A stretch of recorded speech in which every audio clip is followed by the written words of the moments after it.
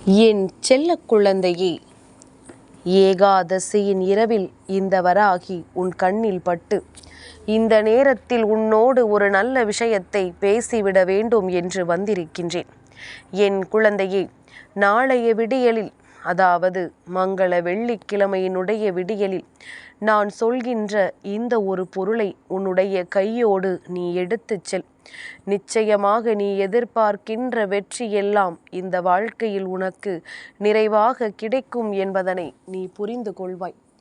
என் குழந்தையே, உன்னை சுற்றி வந்து உனக்காக இந்த வாழ்க்கை கொடுக்கின்ற ஒவ்வொரு விஷயங்களையும் சரியாக நீ என்னவென்று புரிந்து கொண்டாயானால் நிச்சயமாக உன்னால் முடியாத காரியம் என்று எதுவுமே இங்கு கிடையாது. ஆனாலும் என் பிள்ளை, எப்பொழுதுமே தடுமாறுகின்றாய். சுற்றி இருக்கின்ற இந்த மனிதர்கள் உன்னை தடுமாறச் செய்கின்றார்கள். எதையுமே யோசிக்க விடாமல் உன்னை வேதனைப்படுத்துகின்றார்கள். எந்த நொடியிலும் உனக்கு என்ன வேண்டுமானாலும் நடக்கலாம் என்று உன்னை பயமுறுத்துகின்றார்கள். அருகில் இருப்பவருக்கு ஒரு கஷ்டம் வரும் பொழுது அது உனக்கும் பயத்தை ஏற்படுத்துகிறது. இப்படி காலம் முழுவதும் உன்னை பய உணர்வோடே வைத்திருக்க இவர்கள் நினைத்து விட்டார்கள். அதையும் அவர்கள் சாதிக்கவும் செய்து கொண்டிருக்கின்றார்கள். இப்படி உன் வாழ்க்கையில் நடந்து கொண்டிருக்கின்ற இந்த விஷயங்கள் அத்தனையுமே உண்மை என்றா பொய் என்றா கண்டுபிடிக்க முடியாமல் நீ திணறிக் கொண்டிருக்கின்றாய் அல்லவா?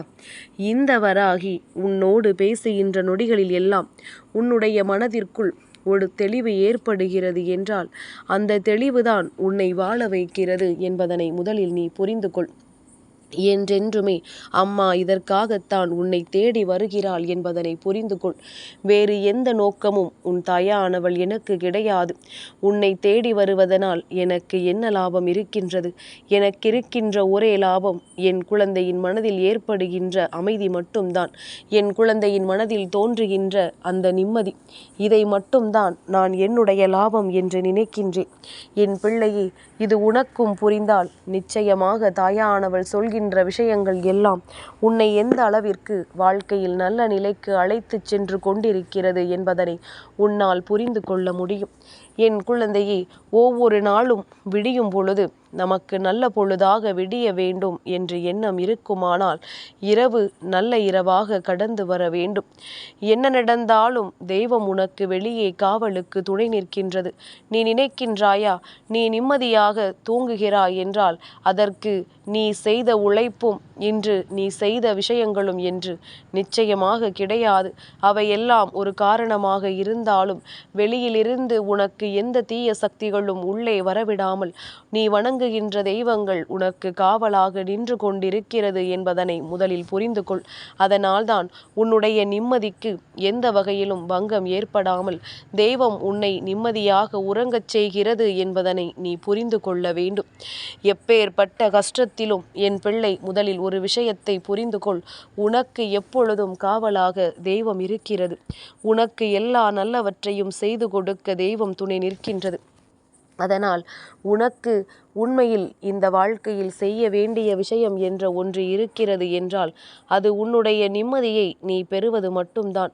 உனக்கான நிம்மதியை நீ அடைவது மட்டும்தான் இந்த வாழ்க்கையில் உனக்கான விஷயங்கள் இருக்கிறது என்பதனை நீ முதலில் புரிந்து கொள்ள வேண்டும். என் பிள்ளையை, எத்தனையோ மாற்றங்கள், எத்தனையோ திருப்பங்கள், எத்தனையோ விஷயங்கள் என்று இவை எல்லாமுமே உன்னை எப்பொழுதுமே நல்ல வாழ்க்கைக்கு வரவழைத்தது கிடையாது. துன்பமும் துயரமும் மட்டும்தான் என்றுமே உன் வாழ்க்கையில் நிறைந்து உனக்கு எப்பொழுதும் கஷ்டங்களை கொடுத்திருக்கின்றது என்பதனை நீ புரிந்து கொள்ள வேண்டும். இந்த நேரத்தில் உனக்கு நான் நடத்துகின்ற ஒவ்வொரு விஷயங்களுக்கு பின்னாலுமே நீ நினைத்தால் உன்னால் எல்லாவற்றையும் சாதித்துவிட முடியும். ஆனால் நீ நினைக்காமல் இருப்பதுதான் உனக்கு பிரச்சனைகளை மேலும் மேலும் தந்து கொண்டிருக்கின்றது. என் குழந்தையே, நான் நினைத்தது போல நீ இந்த இரவை நல்லபடியாக கடந்து வர இந்த தாயானவள் கூறுகின்ற ஒவ்வொரு வார்த்தைகளும் உனக்கு புரிதலில் இருக்க வேண்டும்.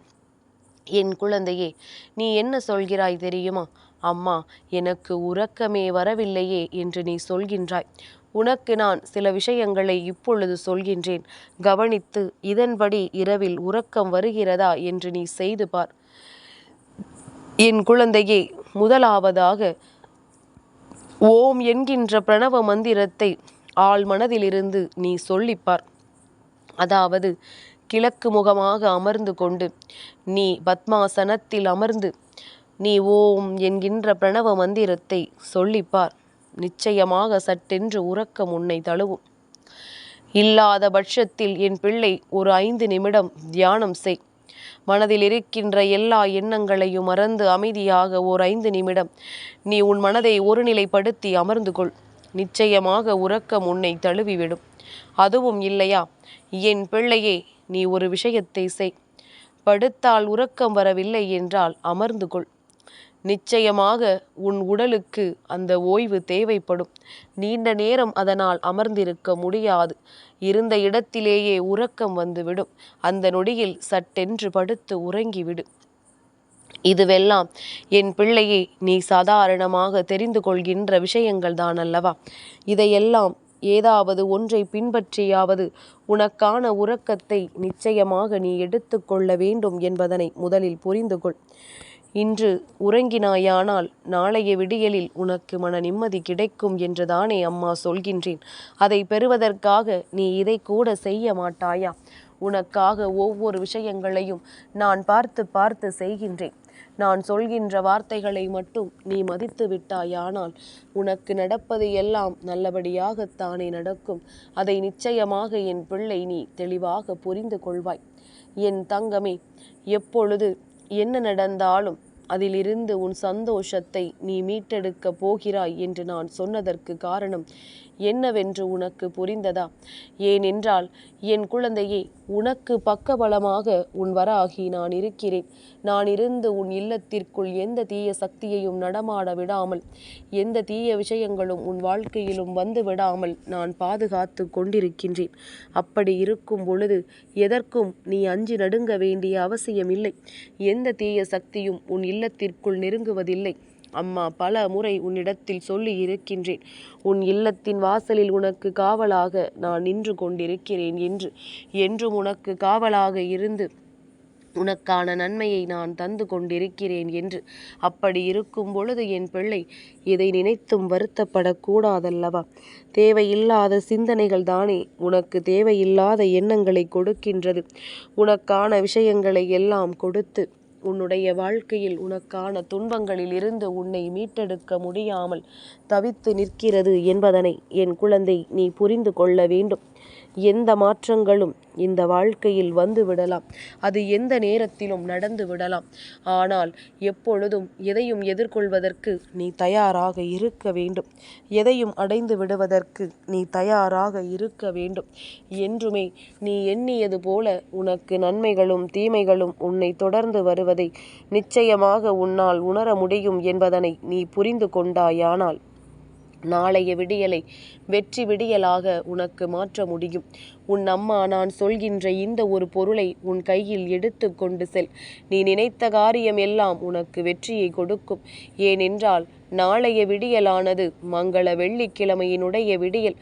என் குழந்தையே, வெள்ளிக்கிழமையில் பொதுவாகவே உனக்கு ஏதாவது ஒன்றை செய்துவது, அந்த விஷயத்தை உன் கைகளில் சேர்ப்பதும் உன் அம்மாவின் வழக்கம். அப்படித்தான் நாளைய விடியலில் நான் உனக்கென்று தர நினைக்கின்ற விஷயம் என்னவென்று நிச்சயமாக என் குழந்தை இந்த இரவிலேயே நீ தெரிந்து கொள்ளப் போகின்றாய். உன்னை சுற்றி நடப்பது எல்லாமும் உன்னுடைய நன்மைக்குத்தான் என்பது சர்வ நிச்சயமாக உனக்கு புரிய போகின்றது. உன்னோடு நான் இருந்து உனக்கு என்ன கொடுத்தாலும் அதிலிருந்து கிடைக்கின்ற உன்னுடைய நன்மைகளை மட்டும் நீ தெளிவாக பெற்று கொண்டிருந்தால் போதும்.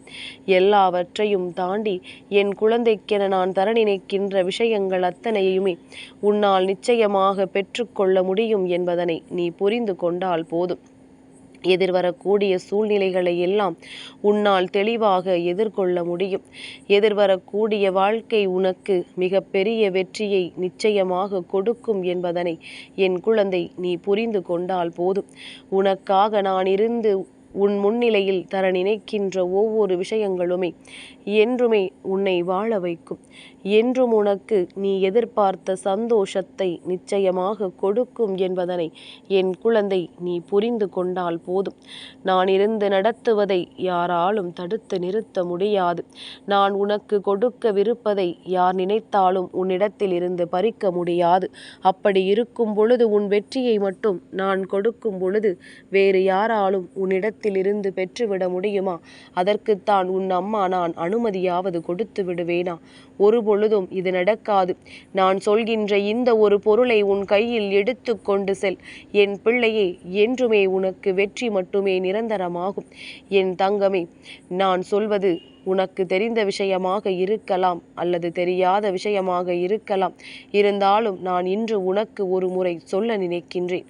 என் குழந்தையே, கொஞ்சம் விபூதியை ஒரு வெள்ளை காகிதத்தில் எடுத்து வைத்து கொண்டு அதனுள் கொஞ்சம் பச்சை கற்பூரத்தை நுணுக்கி நீ அதனை மடித்து உன்னுடைய கையிலோ உன்னுடைய கைப்பையிலோ வைத்து எடுத்துச் செல். என் பிள்ளையே, அதை உன் நெற்றியிலும் நீ இட்டுக்கொள். நிச்சயமாக நீ எந்த காரியத்தை நோக்கி பயணிக்கின்றாயோ அதில் உனக்கு வெற்றி மிகவும் உறுதி.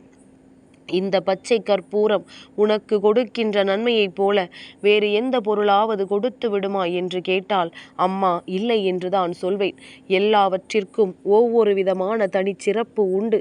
ஆனால் இந்த பச்சை கற்பூரத்திற்கு அத்தனை தனிச்சிறப்பையும் சேர்த்த ஒரு நல்லதொரு விஷயம் இருக்கிறது என்பதனை நீ புரிந்து கொண்டால் போதும். எந்த நிலையிலும் இந்த வாழ்க்கையிலிருந்து நீ பெறுகின்ற எல்லா விஷயங்களையும் கண்டு இந்த வராகி மெய் சிலிர்த்து போயிருக்கின்றேன். என் பிள்ளை, சில நேரங்களில் நீ அறிவோடு செய்கின்ற விஷயங்கள் எல்லாம் எந்த அளவிற்கு உன்னை நல்வழிப்படுத்துகிறது என்பதனை நான் கண்டிருக்கின்றேன். இந்த வாழ்க்கையில் உனக்கான மாற்றங்களும் உனக்கான திருப்பங்களும் உன்னை வந்து சேரும் பொழுது அதையெல்லாம் நீ எதிர்கொள்கின்ற விதம் நிச்சயமாக உன் அம்மா எனக்கே ஆச்சரியமாக இருக்கும். ஆனால் இப்பொழுதெல்லாம் எந்த ஒரு காரியத்தை செய்யும் பொழுதும் இந்த மனிதர்களின் ஆலோசனைகளை கேட்பதும் அதன் பிறகு அதை செய்வதற்கு நீ யோசிப்பதுமாக இருப்பதனால்தான் உனக்கு நடக்கின்ற நல்ல விஷயங்கள் கூட நடக்காமல் போய்விடுகின்றது. இனியாவது இதையெல்லாம் தவிர்த்து நீ செய்வதையெல்லாம் திறமையாக செய். யாருடைய ஆலோசனைகளும் கேட்டுத்தான் நீ ஒரு விஷயத்தை செய்ய வேண்டும் என்ற அவசியம் உனக்கில்லை. அந்த அளவிற்கு உன் வாழ்க்கையில் உனக்கு திறமை இல்லாமல் இல்லை என்பதனை நீ முதலில் புரிந்து கொண்டு எதை செய்வதாக இருந்தாலும் சரியான எண்ணத்தோடு நீ எப்பொழுதுமே செய்து கொண்டிரு. நிச்சயமாக உனக்கு நல்லது நடக்கும் என்பதனை நீ தெரிந்து கொள்வாய். இன்றில்லை என்றாலும் என்றாவது ஒரு நாள் இந்த வாழ்க்கை உனக்கு உச்சபட்ச மகிழ்ச்சியை உன் கைகளில் கொடுக்கும் என்பதனை நீ புரிந்து கொண்டால் போதும். எல்லா விதமான மாற்றங்களையும் உன்னால் தெளிவாக தெரிந்து கொள்ள முடியும். எல்லா விஷயங்களும் என்றாவது உனக்கு நீ கேட்டதை விட சிறப்பான அத்தனை சந்தோஷத்தையும் உன்னிடத்தில் கொடுக்கும் என்பதனை நீ புரிந்து கொள்வாய். இந்த நேரம் உனக்கு வாழ்க்கையில் நீ கேட்டதை எல்லாம் கொடுக்கின்ற தருணம். இனி எதிர்வரக்கூடிய சூழ்நிலைகள் எல்லாம் என்றுமே உன்னை வாழ வைப்பதற்கானது என்பதனை நீ புரிந்து கொண்டால் எல்லாவற்றையும் எதிர்கொண்டு உன்னால் இந்த வாழ்க்கையை நல்லபடியாக வாழ்ந்து காட்ட முடியும் என்பதனையும் நீ மற்றவர்களுக்கு உணர்த்தி விடுவாய்.